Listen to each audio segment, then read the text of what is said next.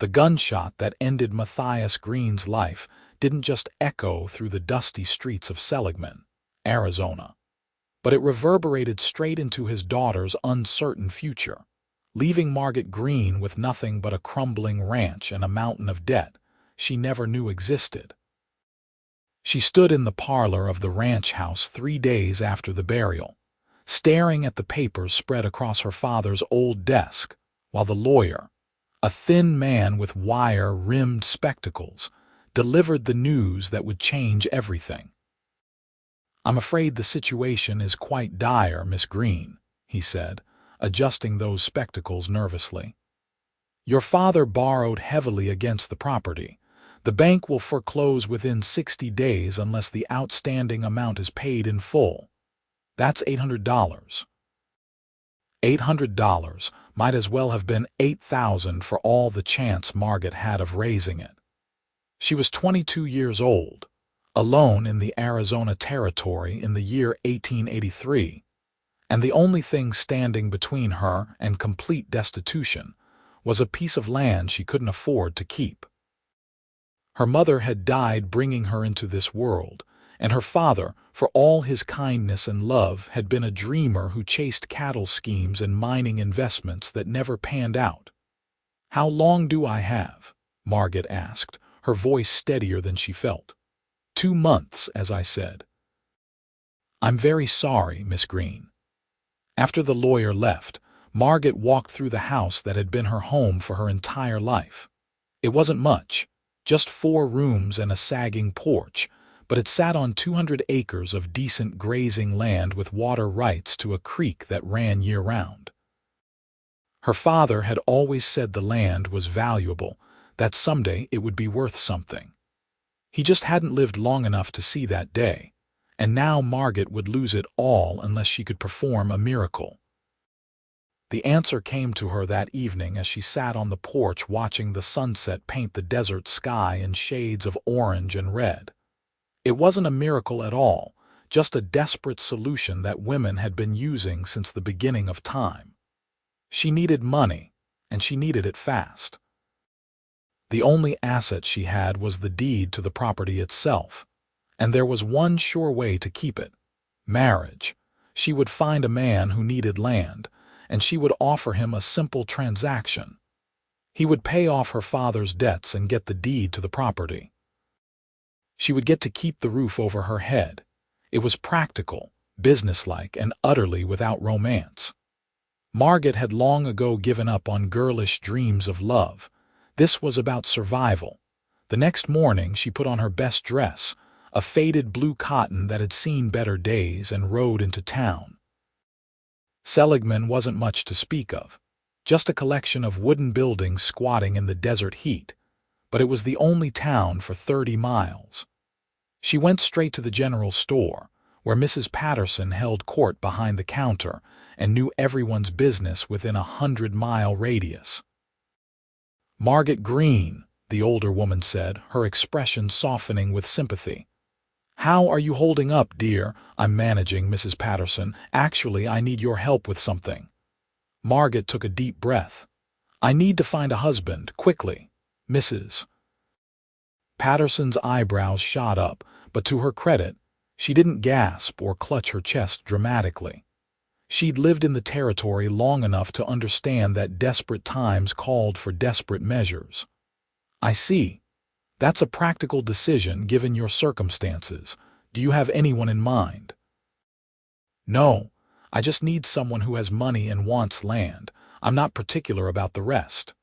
"Well," Mrs. Patterson drummed her fingers on the counter, thinking. "There's Tom Williams, but he's near 60 and mean as a snake. Jacob Porter might do, but he's already got his eye on the widow Thompson. Then there's that new cowboy who's been working at the Triple Bar Ranch." Margot's interest sparked. "What cowboy?" "Name's Carter Wallace. Came through about 2 months ago looking for work. Clayton hired him on, and from what I hear, he's a good hand. More importantly, he's been asking around about land for sale.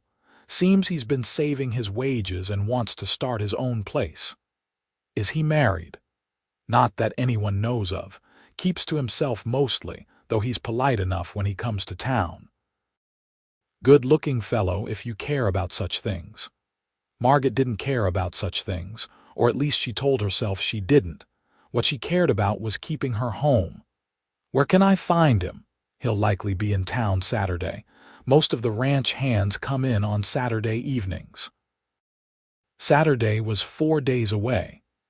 Margot thanked Mrs. Patterson and left the store, her mind already working through what she would say to this Carter Wallace. She would be direct, honest about what she needed and what she could offer.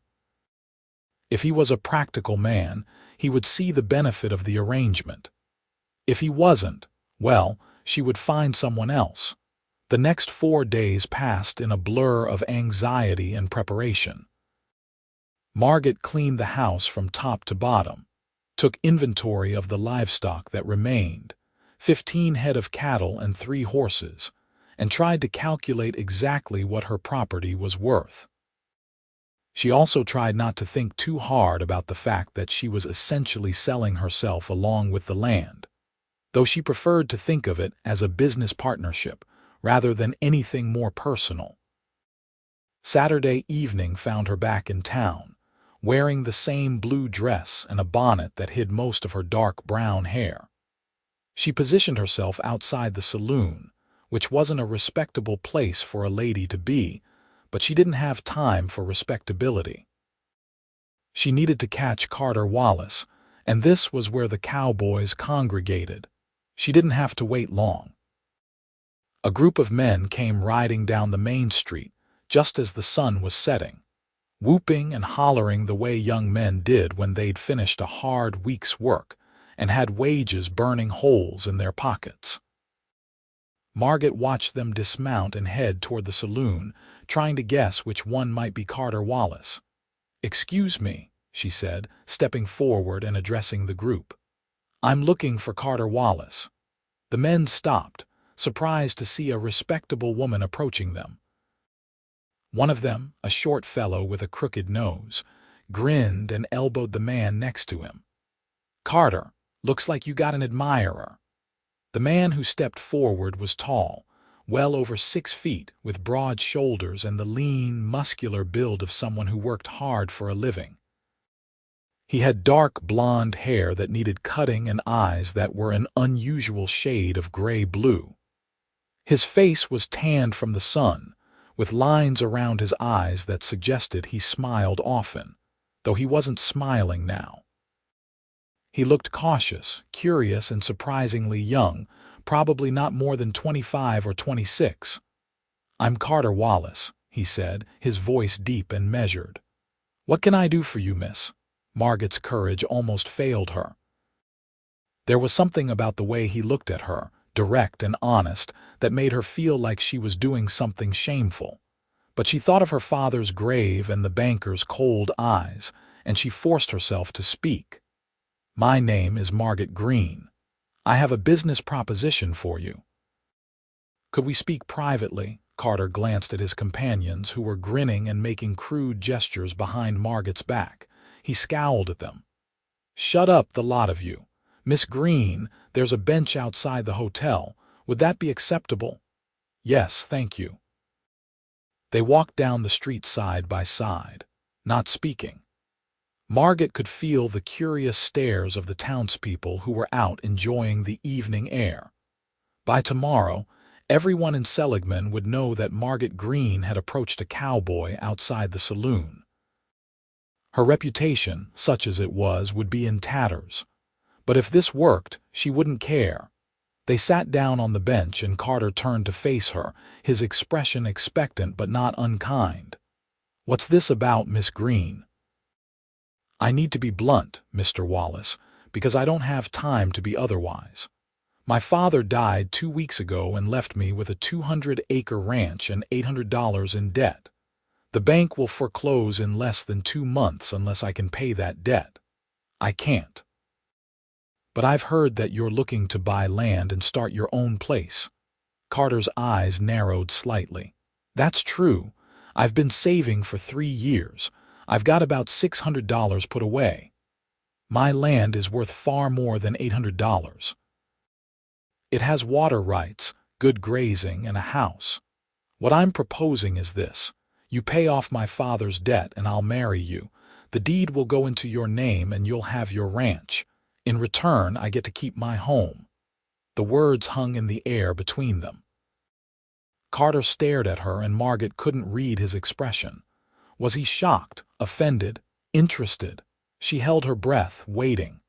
"Let me make sure I understand," Carter said slowly.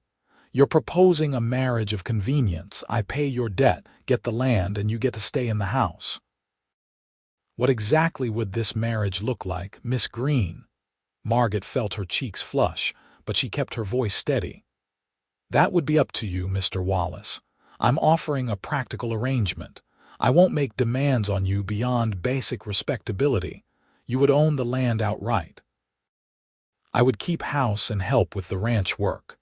Beyond that, we could work out the details. Have you considered that a marriage is legal and binding? You can't just undo it if you change your mind." "I won't change my mind. I need a home, Mr. Wallace. I'm not going to get foolish ideas about romance and love. This is business." Carter leaned back against the bench, studying her face in the fading light. Margot met his gaze steadily, trying to project confidence she didn't entirely feel. He had kind eyes, she noticed, and there was something in his expression that was more thoughtful than calculating. "What if I said no?" he asked. "Then I'll ask someone else. But Mrs. Patterson said you were looking for land, and this is good land." "You won't find a better opportunity, Mr. Wallace." "Maybe not." He was quiet for a moment, then said, "I need to see the property before I make any decisions. Would tomorrow be acceptable?" "Yes. Come in the morning and I'll show you everything." "All right." Carter stood up and held out his hand. Margot took it, and they shook like two men concluding a business deal. His hand was calloused and strong, and he held hers for just a moment longer than necessary before letting go. "I'll be there at first light." "Thank you, Mr. Wallace. Call me Carter. If we're going to be married, we might as well start with first names." Margot nodded, then turned and walked toward where she'd left her horse. Her heart was pounding and she felt slightly dizzy. She'd done it. She'd actually proposed marriage to a complete stranger, and he hadn't laughed in her face or turned her down flat. Tomorrow he would see the property, and if he liked what he saw, she would have a solution to her problems. That night, she couldn't sleep. She lay in bed staring at the ceiling, thinking about Carter Wallace. He was younger than she'd expected and better looking, though that shouldn't matter. What mattered was that he seemed decent and respectful. He hadn't leered at her or made crude suggestions. He'd treated her proposal as seriously as she'd meant it. Still, the reality of what she was doing kept hitting her in waves. She was going to marry a man she didn't know. She was going to share her home, possibly her bed, with a stranger. It was the right decision, the only decision, but that didn't make it easy. When the sun rose the next morning, Margot was already up, dressed, and tidying the house for the 10th time. She'd put on her work dress, a plain brown calico, and tied her hair back in a practical bun. She wasn't trying to be pretty or charming. This was business, and she needed Carter to see the property and the practical arrangements, not get distracted by courtship games she had no interest in playing. He arrived just after sunrise, riding a good-looking bay gelding and leading a pack horse. Margot met him on the porch, wiping her hands on her apron. "Good morning," she said, "morning." Carter dismounted and tied his horse to the porch rail. He looked around, taking in the house, the barn, the corrals. "How long have you lived here?" "All my life. My father built this place 20 years ago before I was born. He built well. The house is solid. It needs some repairs, but the foundation is good. Would you like to see the land?" "Yes, please." They spent the next 2 hours riding the property line. Margot showed Carter the creek, which was running clear and strong despite the late summer heat. She showed him where the best grazing was, where her father had tried to start a garden, where the property line met the open range. Carter asked good questions, practical questions about water flow and soil quality and how many head the land could support. He wasn't just a cowboy, Margot realized. He knew ranching, really knew it. When they returned to the house, Carter helped her dismount, his hands careful on her waist. "Let me see the deed and the paperwork," he said. Inside, Margot spread the documents out on the kitchen table. Carter read through everything carefully, his lips moving slightly as he worked through the legal language. Finally, he looked up. The lawyer was right. $800 to clear the debt completely, and the land is yours free and clear after that. "Mine, or whoever I'm married to," Margot said quietly. "That's the way the law works, yes." Carter folded his hands on the table. "Miss Greene, Margot, I need to be honest with you. I came out west 3 years ago with nothing but a horse and a saddle. I've worked hard, saved every penny I could, dreamed about having my own place someday. This land, it's everything I've been looking for. If I married you, I'd be getting the opportunity I've been working toward." "Then we have a deal." "Not quite yet." He met her eyes. "You said this would be a marriage in name only, more or less. I need to know what you mean by that. I'm not a saint, Margot. I'm a man, and if we're married, I'd have expectations. I won't force you to anything, but I need to know if you understand what marriage means." Margot felt her face grow hot, but she appreciated his directness. "I understand. I'm not naive, Carter. I know what happens between a man and his wife. I won't refuse you your rights, but I'd ask for time to adjust to the situation. We're strangers. I'd hope you'd have some patience." Carter nodded slowly. "That's fair. And I'll make you a promise right now. I'll never force you or hurt you. We may be entering this marriage for practical reasons, but that doesn't mean we can't treat each other with respect and kindness." "I'd like that." "Then I have one more question. What happens if this doesn't work? What if we can't stand each other? What if you meet someone else you'd rather be with?" "I won't," Margot said firmly. "I told you I'm not looking for romance. I just need security and a home. As long as you provide that, I'll keep my word." Carter stood up and held out his hand again. "Then I'll marry you, Margot Greene. I'll pay off your debt, and we'll make this ranch work together." This time when Margot shook his hand, she felt a flutter of something she couldn't quite name. Relief, certainly, but also nervousness and maybe the smallest spark of curiosity. Carter Wallace was going to be her husband. In a few days, he would be living in this house, sleeping under this roof, sharing meals at this table. It was strange and terrifying and necessary all at once. "How quickly can we arrange the wedding?" she asked. "I'll need a few days to get my wages from the ranch and settle my affairs. Then we'll need to see the preacher and file the paperwork." "A week, maybe." "A week," Margot repeated. It seemed both too long and too short. Carter left shortly after, promising to return in 3 days to make the arrangements. After he was gone, Margot sat down at the kitchen table and let herself shake. She'd done it. She'd found a solution. In a week, she would be married and the ranch would be saved. The next 3 days were the longest of Margot's life. She cleaned obsessively, cooked meals she barely tasted, and lay awake at night imagining what her life would be like.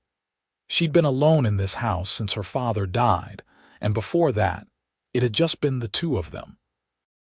Now there would be a man here, a husband, someone who had every legal right to tell her what to do and expect her obedience. But Carter didn't seem like the type to be cruel or domineering. He'd been polite, respectful, honest. That had to count for something. On the 3rd day, Carter returned with a wagon loaded with his belongings. It wasn't much, just a trunk of clothes, some tack, a rifle, and a bedroll. Everything he owned in the world fit in the back of a borrowed wagon. Somehow that made Margot feel a little better. They were both taking a risk here, both hoping for something better. I spoke to Reverend Thomas, Carter said as he unloaded his things onto the porch. He's agreed to perform the ceremony tomorrow afternoon. I've also been to the bank. Once we're married, I'll pay off the debt and they'll transfer the deed into my name. The lawyer will handle the paperwork. Tomorrow, Margot said faintly. Is that too soon? I can wait if you need more time. No, tomorrow is fine. The sooner we do this, the better. Carter studied her face. You look scared. I'm not scared, this is all happening very fast. It was your idea, he reminded her gently. I know, and I'm not changing my mind, it's just a big step. It is. Carter set down the trunk and walked over to where she stood. Up close, he was even taller than she'd realized, and she had to tilt her head back to look at him. Margot, I want to make something clear. I'm going to be your husband, and I'll take that seriously. I'll work hard to make this ranch succeed. I'll treat you with respect. And I'll give you time to get used to me. But I hope that eventually this can be a real marriage, not just a business arrangement but a partnership. I hope so too, Margot said, and she was surprised to realize she meant it. The next afternoon they were married in the small church in Seligman. There were no guests, just the Reverend and his wife as witnesses. Margot wore her best dress, the blue one that was starting to fade, and Carter wore clean trousers and a white shirt. He'd even shaved and gotten a haircut, and Margot found herself thinking that he was actually quite handsome when he cleaned up. The ceremony was brief. They spoke their vows in steady voices, and when Carter slipped a simple gold band onto Margot's finger, she felt the weight of it like a brand. This was real. She was married now, bound by law and by God to this man she barely knew. You may kiss the bride, Reverend Thomas said. Carter bent down and brushed his lips against Margot's, a brief, chaste kiss that nevertheless made her pulse quicken. When he pulled back, he was smiling slightly, and Margot found herself smiling too. It was done. After the ceremony, they went straight to the bank. The banker, a portly man named Henderson, looked surprised to see Margot with a husband but quickly arranged the paperwork. Carter counted out $800 in cash, money he'd been saving for years, and Henderson accepted it with a satisfied nod. The debt is cleared, Mr. Wallace. The deed is now in your name. Congratulations on your marriage and your new property. Outside the bank, Margot took her first deep breath in weeks. The crushing weight of the debt was gone. The ranch was saved. She had a home again, even if it now belonged to the man walking beside her. They climbed into the wagon, and Carter drove them back to the ranch in silence. The sun was setting by the time they arrived, painting everything in shades of gold and red. Carter helped Margot down from the wagon, and they stood together looking at the house. Well, Mrs. Wallace, Carter said. We're home. Mrs. Wallace. Margot had a new name now, a new identity. Yes, she said softly. We're home. That first night was awkward. Margot cooked dinner, a simple meal of beans and cornbread, and they ate at the kitchen table making stilted conversation. Carter asked about her father, and Margot told him about how Matthias Greene had been a dreamer, always chasing the next big opportunity but never quite catching it. Carter told her about growing up in Texas, the youngest of 6 children, and how he'd left home to make his own way. Why Arizona? Margot asked. I heard there was opportunity here, land that could still be claimed or bought cheap. I wanted something that was mine, not my father's or my brother's, mine. And now you have it. We have it, Carter corrected. This is your home too, Margot, don't forget that. After dinner, there was the question of sleeping arrangements. The house had 1 bedroom, the room that had been Margot's.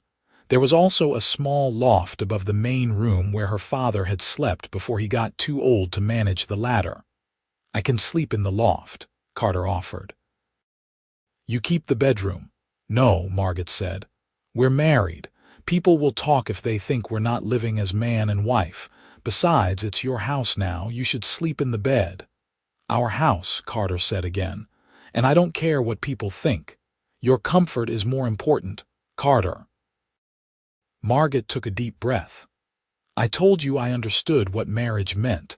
I'm not going to make you sleep in the loft like a hired hand. We'll share the bedroom." Carter looked at her for a long moment, then nodded. "All right, but I meant what I said about giving you time. Nothing has to happen tonight." "Thank you." They prepared for bed in awkward silence. Margot changed in the bedroom while Carter banked the fire and checked the doors. When he came into the bedroom, she was already under the covers, wearing her nightgown and lying stiffly on the far edge of the mattress. Carter undressed down to his undershirt and trousers, and Margot tried not to stare at the muscles in his arms and chest. He blew out the lamp and climbed into bed, staying carefully on his side. "Good night, Margot," he said quietly. "Good night, Carter." Margot lay awake for a long time, hyper-aware of the man beside her. She could hear him breathing, feel the warmth of his body even though they weren't touching. It was strange and uncomfortable, and she wondered if she'd ever get used to it. But eventually, exhaustion won, and she fell asleep. She woke the next morning to find Carter already up and dressed. Through the window, she could see him in the corral, working with one of the horses. Margot got up, dressed quickly, and went to start breakfast. By the time Carter came in, she had coffee brewed and bacon frying in the skillet. "Morning," he said, hanging his hat by the door. "Sleep all right?" "Well enough." "You?" "Fine." He poured himself coffee and sat down at the table. "I thought I'd ride out today and check on the cattle, get a proper count. Would you like to come with me?" "Yes, I would." They spent the day riding the range together, and Margot found herself relaxing for the first time since the wedding. Out here, with work to do and the open sky above them, things felt more natural. Carter was easy to talk to once she got past her nervousness. He asked her opinion about where to graze the cattle and listened carefully when she explained her father's watering system. He treated her like a partner, not a piece of property. Over the next few weeks, they fell into a routine. Carter worked from sunrise to sunset, repairing fences, tending the cattle, making improvements to the barn. Margot kept the house, cooked meals, and helped with the outdoor work when she could. They ate together, worked together, and slept in the same bed, though Carter kept his promise and didn't press her for more. But something was changing. Margot found herself watching Carter when he didn't know she was looking, admiring the way he moved, the way he smiled when he was pleased about something. She noticed little things, like how he always made sure she had enough food before he served himself, or how he'd fixed the sagging porch step without being asked. One evening about a month after the wedding, they were sitting on the porch watching the sunset when Carter said, "I've been thinking about building a new barn. The old one's barely standing." "That would be expensive," Margot said. "I know. But if we're going to grow this place, we need proper facilities. I've been looking into buying more cattle too. There's good money in beef right now." "We," Margot repeated. "You keep saying we." Carter turned to look at her. "That's because we're partners, Margot. I know this marriage started as a business arrangement, but that doesn't mean it has to stay that way. I like working with you. I like coming home to you. I like the life we're building together." Margot's heart was suddenly racing. "Carter, You don't have to say anything," he said quickly. "I just wanted you to know how I feel. I'm not expecting anything in return." But Margot realized with a start that felt almost like falling that she wanted to say something. She wanted to tell him that she liked coming home to him too, that she looked forward to their evenings together, that she'd started to think of him as more than just the man who'd saved her ranch. "I like working with you too," she said quietly. "I like the life we're building." Carter's smile was like the sun breaking through clouds. He reached over and took her hand, and Margot let him, lacing her fingers through his. They sat like that until full dark, holding hands and not talking, and Margot felt something warm and sweet unfurling in her chest. That night when they went to bed, Carter didn't stay on his side of the mattress. He pulled Margot close, and she went willingly, resting her head on his chest and listening to the steady beat of his heart. His arms around her felt safe and right. "Is this all right?" he murmured. "Yes," Margot whispered. "It's more than all right."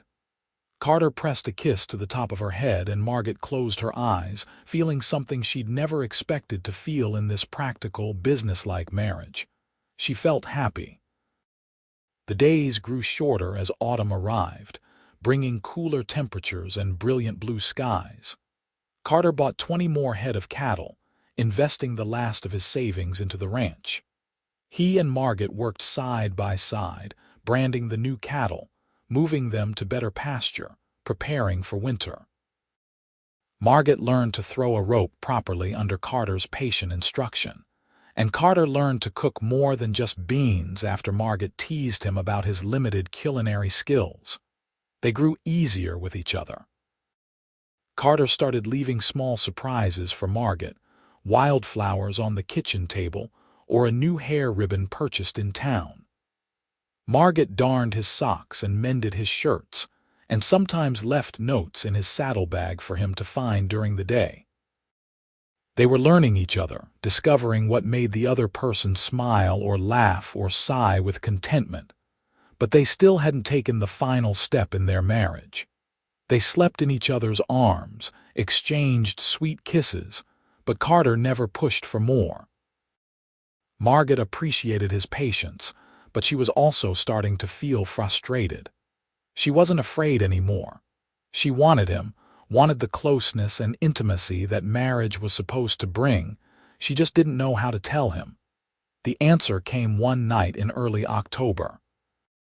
They'd spent the day in town, selling some steers and buying supplies.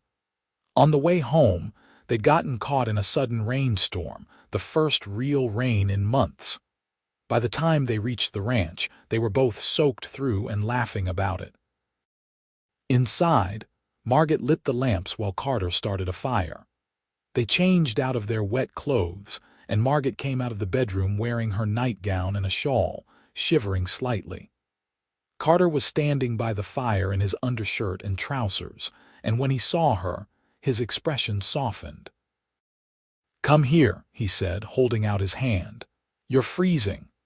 Margot went to him, and he wrapped his arms around her, sharing his warmth. They stood like that for a long moment, and then Margot tilted her head back to look at him. "Carter," she said softly. "Yes, I don't want to wait any more." She saw understanding dawn in his eyes, followed by heat. "Margot, are you sure?" "I'm sure." She reached up and touched his face, feeling the roughness of his unshaven jaw under her palm. "I want this. I want you." Carter bent down and kissed her, and this wasn't like the chaste kisses they'd exchanged before. This was deep and passionate, full of weeks of restrained desire. Margot kissed him back with equal fervor, her hands tangling in his hair.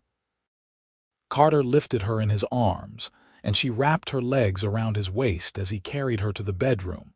What happened next was tender and sweet, Carter taking his time to make sure Margot felt safe and cherished.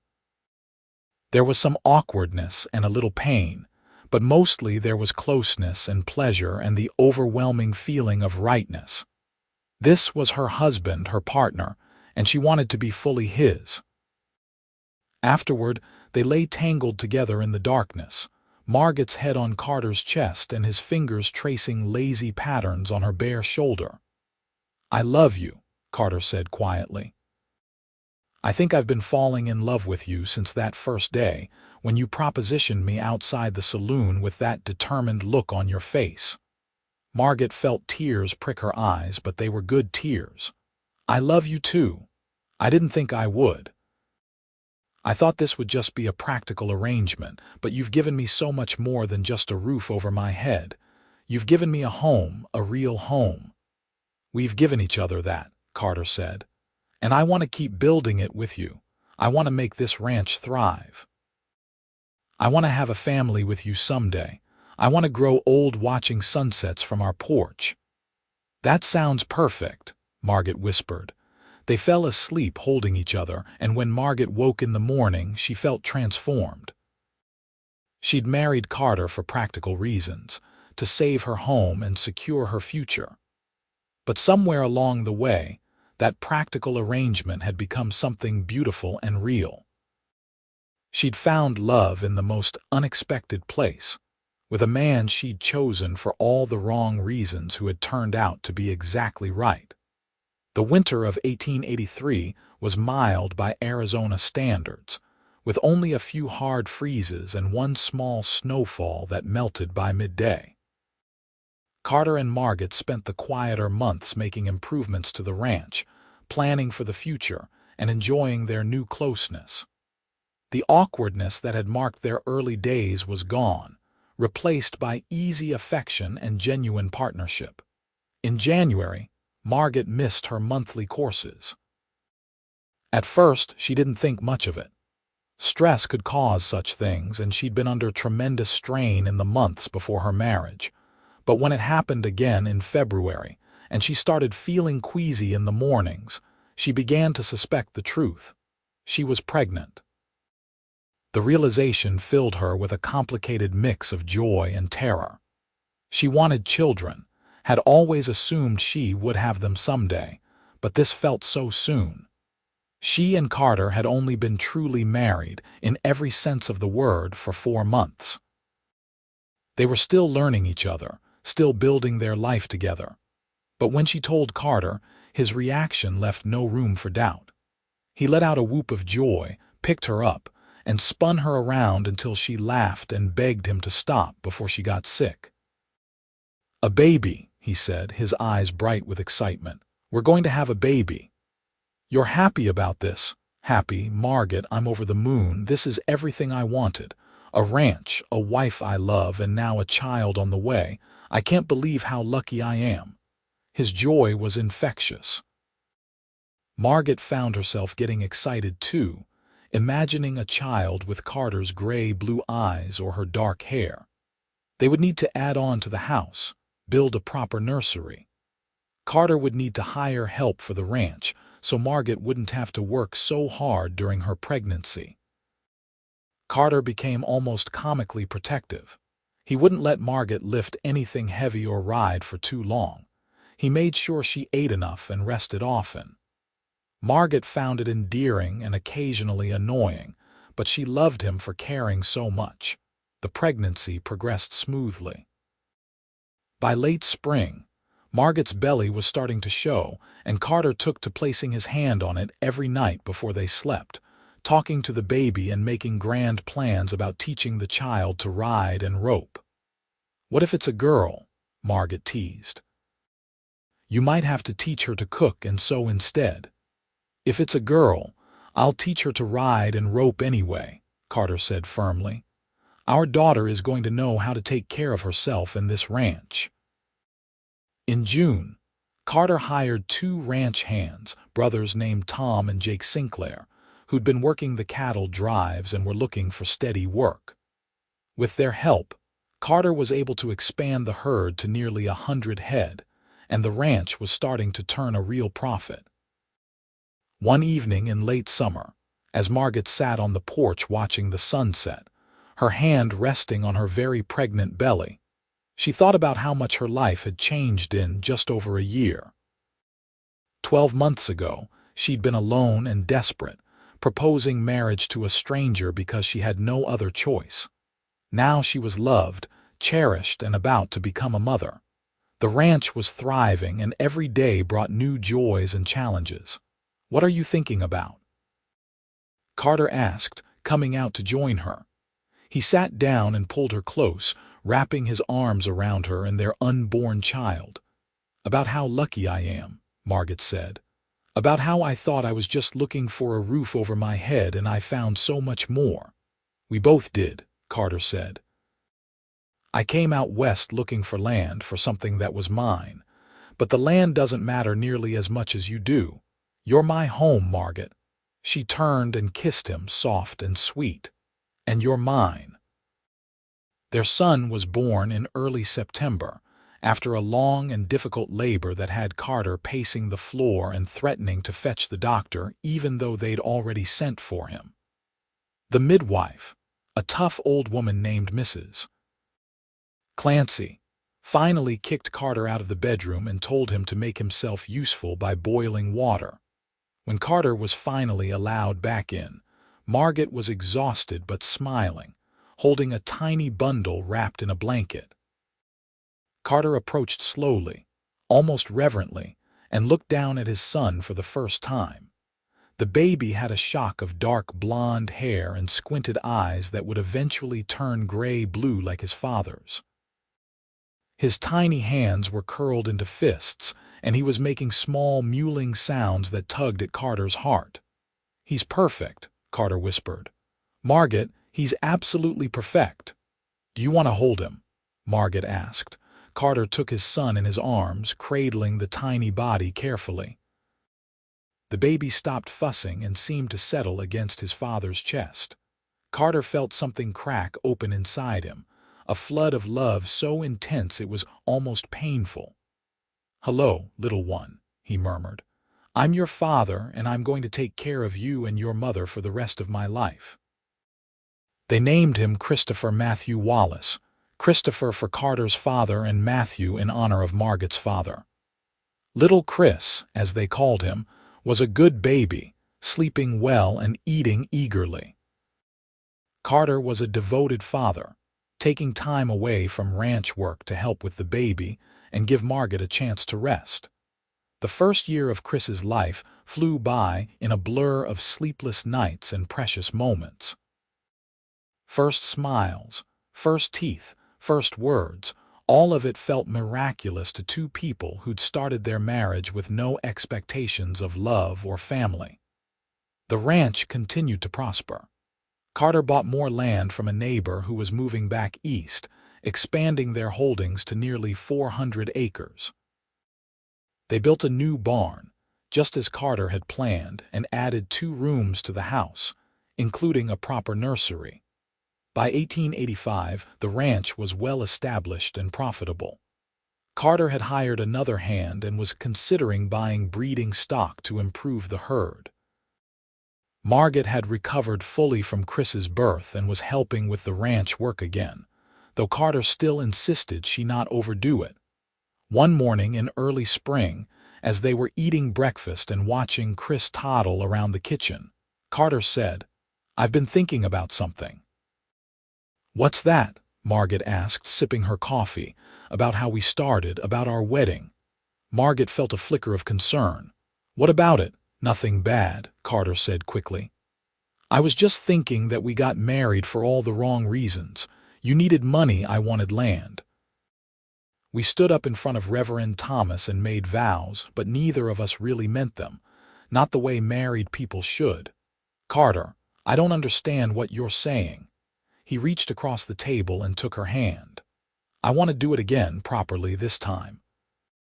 I want to marry you because I love you, not because it's convenient. I want to stand up in front of everyone we know and tell them that you're my wife, my partner, the love of my life." Margot felt tears spring to her eyes.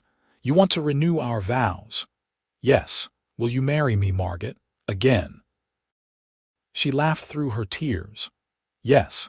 Yes, of course I will." They planned the ceremony for late May, giving them time to prepare properly. This time there would be guests, decorations, a celebration. Margot made a new dress, pale yellow cotton with lace at the collar. Carter bought a new suit. They invited everyone in Seligman, all the ranchers and townspeople who'd become friends over the past 2 years. The day of the ceremony dawned bright and clear. The church was packed, and Margot walked down the aisle holding a bouquet of wildflowers while Mrs. Patterson played the organ. Chris, now almost 2 years old, was held by Tom Sinclair in the front row, waving at his parents and saying "Mama," "Papa," loud enough to make everyone smile. When Margot reached the front, Carter took her hands and they stood facing each other. Reverend Thomas smiled at them. "Dearly beloved," he began, We are gathered here today to celebrate the love between Carter and Margot Wallace. These two have already been joined in matrimony, but today they wish to renew their vows and reaffirm their commitment to each other before God and this community. Carter squeezed Margot's hands and spoke his vows in a clear, strong voice. Margot, when I met you, I was looking for land and opportunity. What I found was so much more. I found a partner, a best friend, and the love of my life. You've given me a home, a son, and more happiness than I ever dreamed possible. I promise to love you, honor you, and cherish you for all the days of my life. Margot was crying openly now, but her voice was steady when she spoke. Carter, I married you out of desperation, looking for nothing more than a roof over my head. But you gave me the world. You gave me love, respect, partnership, and a family. You turned a business arrangement into the greatest blessing of my life. I promise to love you, honor you, and cherish you forever. They exchanged new rings, gold bands that Carter had special ordered from a jeweler in Prescott, inscribed with their initials and the date.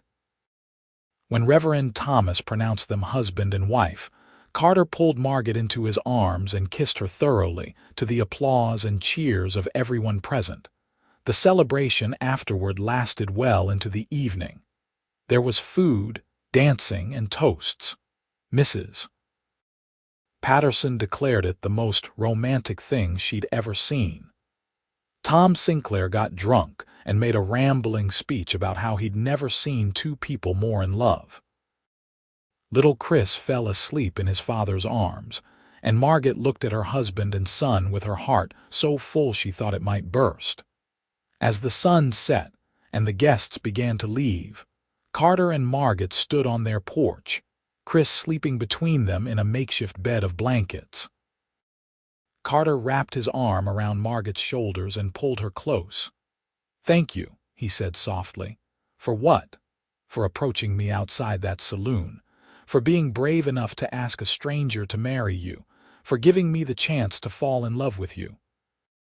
Margot leaned her head on his shoulder. "I should be thanking you. You could have said no. You could have taken the deed and treated me like property.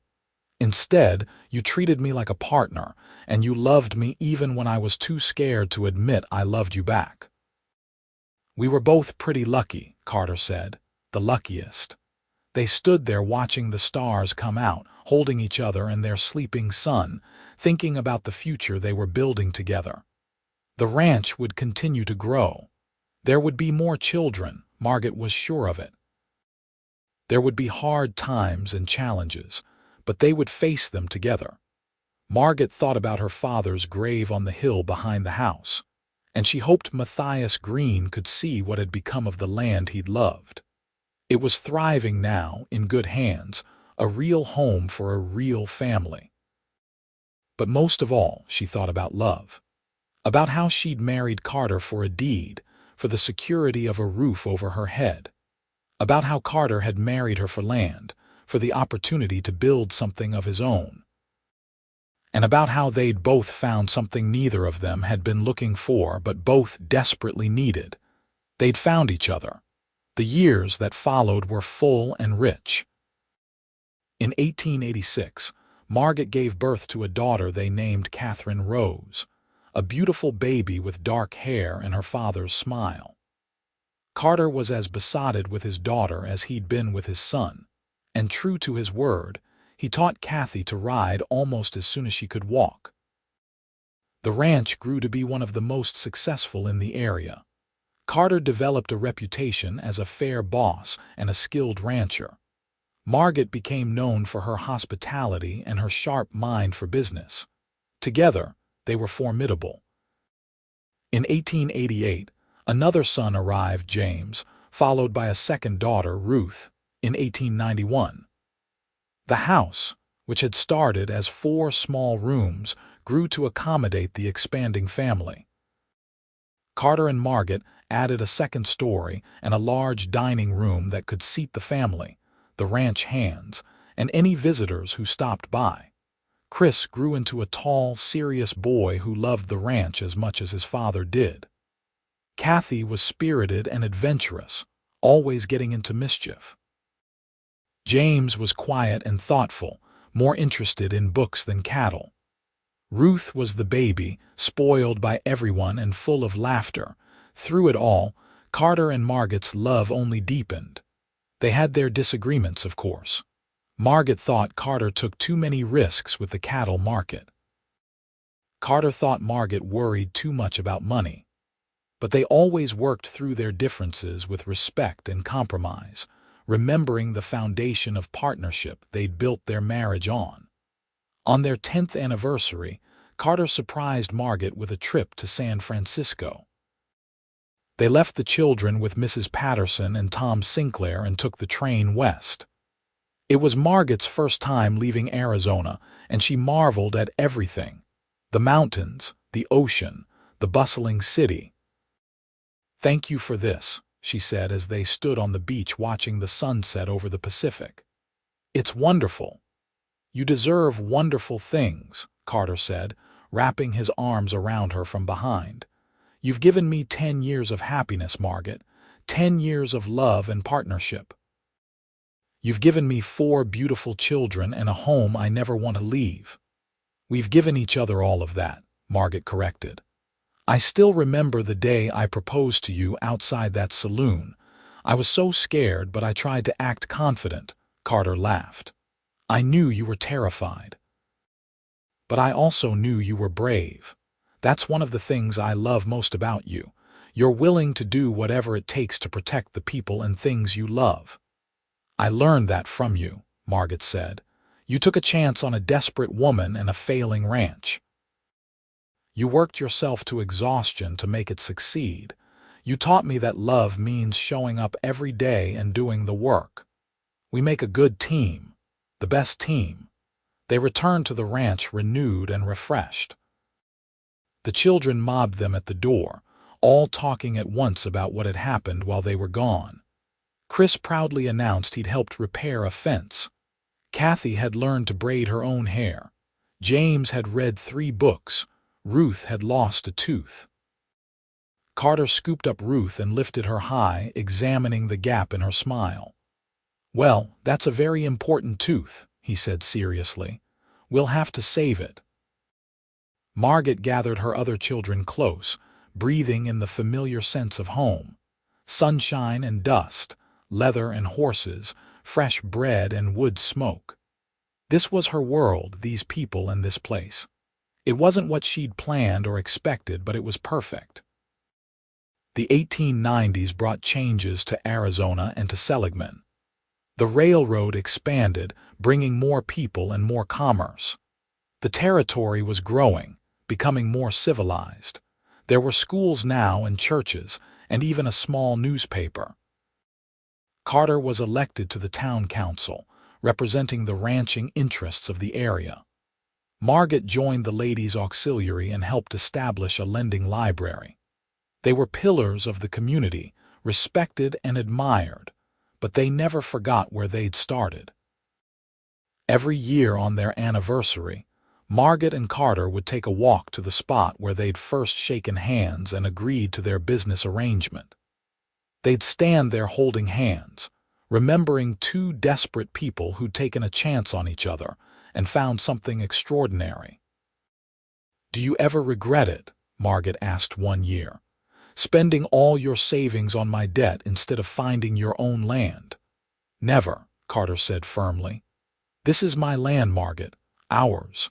And even if I'd lost every penny, I would have gained you, and that would have been enough." "I love you," Margot said, as she'd said 1,000 times before. "I love you too," Carter replied, as he'd replied 1,000 times before, and would reply 1,000 times more. As the century turned and the new one began, the Wallace Ranch stood as a testament to what could be built through hard work, partnership, and love.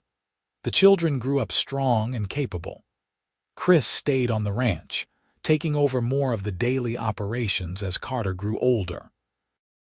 Kathy married a young lawyer from Flagstaff, but visited often with her own children. James went east to college and became a teacher. Ruth, the baby, fell in love with one of the ranch hands and married him in a ceremony that rivaled Carter and Margot's vow renewal in size and celebration. By 1910, Carter and Margot were in their late 40s, with gray beginning to streak their hair and lines marking their faces. But they were still strong, still working the ranch they loved, still devoted to each other. One evening, they sat on their porch, now expanded and furnished with comfortable chairs, and a swing that Carter had built years ago. Their grandchildren were playing in the yard, supervised by Chris and his wife. The sun was setting in the familiar blaze of color that never got old. "Do you remember the first time we sat out here together?" Carter asked, taking Margot's hand. "Of course. You told me you liked working with me, and I didn't know what to say. I was terrified you'd tell me to keep it businesslike, that you didn't want any emotional entanglements." "I was terrified that I was starting to feel things for you," Margot admitted. "I'd convinced myself I didn't want or need love, and then there you were, making me feel it anyway." Carter lifted her hand and kissed it. "Best business decision I ever made, marrying you." Margot laughed. "Best desperate proposal I ever made." They sat in comfortable silence, watching their grandchildren play and their son work with the horses. The ranch stretched out around them, acres and acres of land they'd built together through sweat and determination and love. "I've been thinking," Carter said eventually, "about what comes next. We're not young anymore, Margot. We need to make sure everything's taken care of: the ranch, the children, the future." "Are you feeling all right?" Margot asked, sudden concern in her voice. "I'm fine, love. I just want to make sure you're provided for, no matter what happens. I want to make sure the ranch stays in the family. I want to plan for the future." "We'll plan together," Margot said, "just like we've done everything else." And they did. Over the next few years, they worked with lawyers to establish the ranch as a family trust, ensuring that it would pass to their children and grandchildren. They trained Chris to take over complete management, though Carter remained active in the business. They watched their children and grandchildren grow and thrive, the fruits of the love they'd stumbled into all those years ago. In 1915, Carter and Margot celebrated their 32nd anniversary. The whole family gathered at the ranch for a huge celebration. There were toasts and speeches, laughter and tears. Chris stood up and talked about his parents' partnership, how they'd built something lasting through respect and love. Kathy talked about how her father had taught her she could do anything a man could do. James thanked his mother for teaching him the value of education and curiosity. Ruth simply said that she'd never doubted for a moment that she was loved and cherished. When it was Carter's turn to speak, he stood up and pulled Margot to her feet beside him. 32 years ago," he said, his voice still strong and clear, "this woman approached me outside a saloon and proposed marriage. She needed a roof over her head. I needed land. It was supposed to be a simple business transaction." He turned to Margot, and everyone in the room could see the love shining in his eyes. "But Margot gave me so much more than land. She gave me a home, a family, a purpose. She gave me love when I didn't even know I was looking for it. She's been my partner, my best friend, my greatest blessing. And I would do it all again, every single day." Margot was crying, and so were most of the women in the room and a few of the men. She reached up and cupped Carter's face in her hands. "You gave me a roof," she said. "But you also gave me the stars, the sun, the moon, everything beautiful in this world. You gave me love, and that was the greatest gift I could ever receive." They kissed, and the room erupted in applause and cheers. Their children and grandchildren surrounded them, and for a moment, Carter and Margot were at the center of the love they'd created, the family they'd built from nothing but desperation and hope. The years continued to pass, as they always do. Carter and Margot grew older but never lost their devotion to each other. They spent their days working the ranch, playing with their grandchildren, and sitting on the porch watching the sunsets they'd watched together for over 30 years. In 1920, Carter began to slow down. He wouldn't admit it, but Margot could see the fatigue in his eyes, the way he moved more carefully.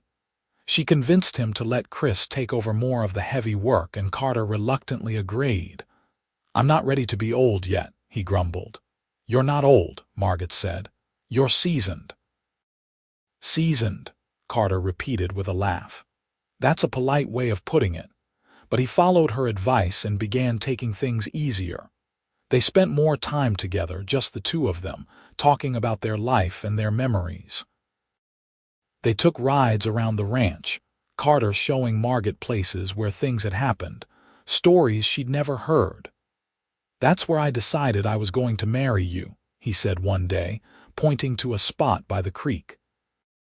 "I'd come out to look at the property, and I was standing right there, thinking about how good the land was. And then I realized I wasn't thinking about the land at all. I was thinking about you, about how brave you were, how determined. And I thought if I married this woman, my life would never be boring." "Was it boring?" Margot asked with a smile. "Not for a single day." In 1922, Margot woke up one morning to find Carter still in bed, which was unusual. He was always up before dawn, unable to break the habits of a lifetime.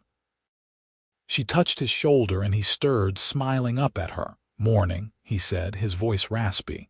"Are you feeling all right?" "Just tired. I think I'll rest a bit longer." Margot felt a flutter of worry, but she didn't let it show. She brought him breakfast in bed and sat with him while he ate. He seemed better after eating, and by midday he was up and dressed, insisting he was fine. But it happened again a few days later, and then again. Carter began sleeping later and later, moving more slowly, tiring more easily. Margot insisted on calling the doctor, and Carter didn't even argue, which scared her more than anything. The doctor examined Carter thoroughly, then took Margot aside. "His heart is failing," he said gently. "It's old age, Mrs. Wallace. There's nothing to be done except make him comfortable." Margot felt like the ground had dropped out from under her. "How long?" "Months, maybe less. I'm sorry." She went back to Carter, who was sitting on the edge of the bed pulling on his boots. He looked up at her and saw the truth in her face. "Ah," he said softly. "So that's that then." "Carter." Margot's voice broke. He stood up and pulled her into his arms, and they held each other while Margot cried.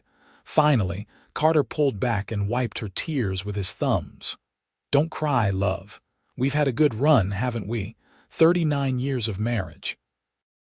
4 children, 8 grandchildren so far. A ranch that's thriving. I'd say we did all right." "I don't want to lose you," Margot whispered. "You won't lose me. I'll always be with you, Margot. In this house, on this land, in our children and grandchildren. I'll always be right here." They told the children, who reacted with shock and grief. Chris wanted to bring in specialists from back east. Kathy insisted there had to be something that could be done. James researched every medical journal he could find. Ruth simply cried, but Carter was calm and accepting. "I've had a good life," he told his children. "Better than I ever dreamed possible, and I'm ready for whatever comes next. Just take care of your mother and take care of this ranch. That's all I ask." The next few months were bittersweet. Carter tired easily and couldn't do much physical work, but he was still himself, still loving and present. He spent time with each of his children and grandchildren, telling them stories and sharing his wisdom. He went over the ranch accounts with Chris, making sure his son understood everything. He wrote letters to each child to be opened after his death, but mostly he spent time with Margot. They took slow walks around the ranch, remembering. They sat on the porch for hours, holding hands and watching the sky. They talked about everything and nothing, sometimes crying, sometimes laughing, One evening in late spring, as the sun was setting in a particularly beautiful display of color, Carter said, "Margot, I need to tell you something." "What is it?" "I'm not afraid. I've lived a full life, loved and been loved. I've seen my children grow up strong and good. I've built something that will last. I'm not afraid of what comes next." "I am," Margot admitted. "I'm afraid of being without you. You won't be without me, not really." Carter squeezed her hand. "Every sunset you watch, I'll be there. Every time you ride out to check the cattle, I'll be there. Every time you look at our children and grandchildren, I'll be there. I'm woven into the fabric of this place, Margot. Death can't undo that." "I love you so much," Margot said, her voice thick with tears. "I know, and I love you. That's all that matters in the end, isn't it? Love." On a warm night in June 1922, Carter passed away peacefully in his sleep, with Margot holding his hand. He was 63 years old and had lived to see his dreams realized beyond his wildest imagination. The funeral was attended by hundreds of people. Ranchers and townspeople, friends and family. Everyone who had known and respected Carter Wallace came to pay their respects. He was buried on the hill behind the house next to Margot's father, overlooking the land he'd loved. Margot stood at the grave after everyone else had left, looking down at the fresh earth. Chris was beside her, his arm around her shoulders. "He was a good man," Chris said quietly. "The best," Margot agreed. "He gave me everything, Chris. He gave me this ranch, this family, this life. He gave me love." "He loved you more than anything," Chris said. "We all knew that." Margot nodded, unable to speak past the lump in her throat. She stood there until the sun had fully set, saying goodbye to the man who had been her husband, her partner, her love for 39 years. The months that followed were the hardest of Margot's life. The house felt empty without Carter. She would wake in the morning and reach for him, only to find his side of the bed cold. She would cook dinner and set 2 places, then remember. She would think of something she wanted to tell him and turn to speak, only to find he wasn't there. But she wasn't alone.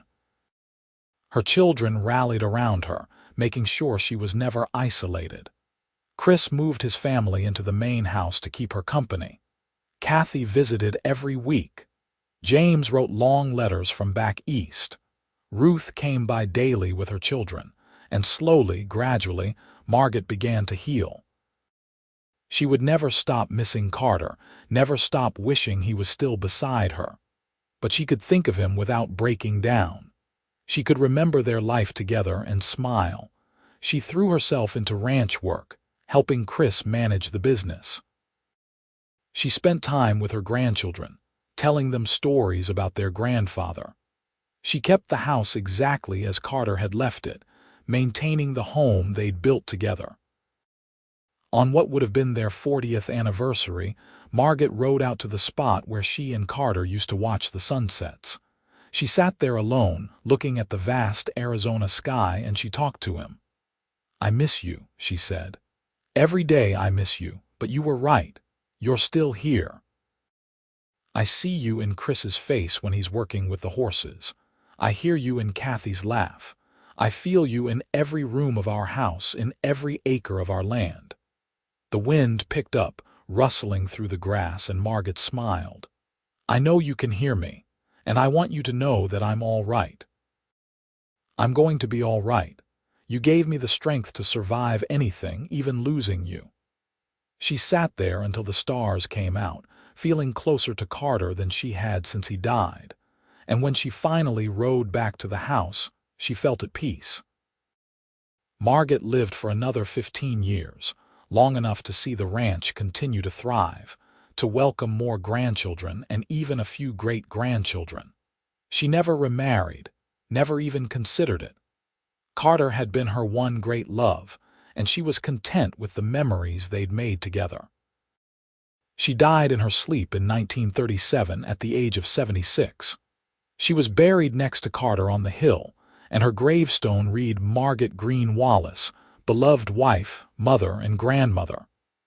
The ranch remained in the family, passed down through generations. And the story of Carter and Margot Wallace, the cowboy who'd married for land and the woman who'd married for a roof, became a legend in Seligman. People spoke of their love with admiration and wonder, of how two people who'd come together for practical reasons had built something extraordinary. Because in the end, it didn't matter why they'd married. What mattered was what they'd built together: a home, a family, a legacy of love that lasted long after they were gone. They'd both been looking for practical solutions to immediate problems. Carter had wanted land.